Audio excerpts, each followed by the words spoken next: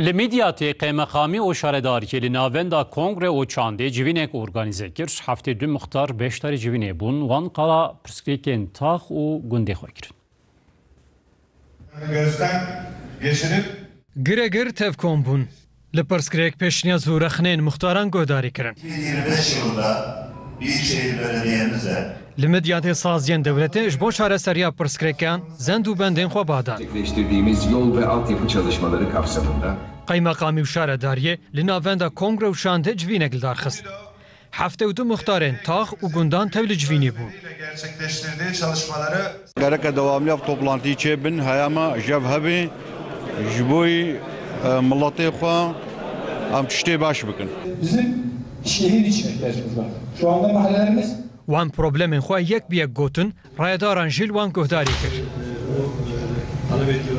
Diyadeye mahalle xwe mahame iletmiş yakirin.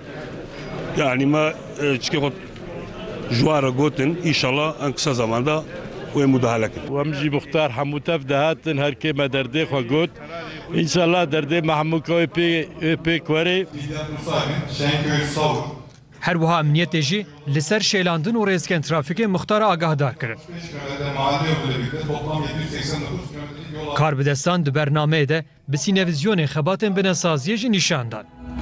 140.000 metrekarelik parke taşı döşemesi, لتحران پایتخت ایران 18 مهرجان توریسم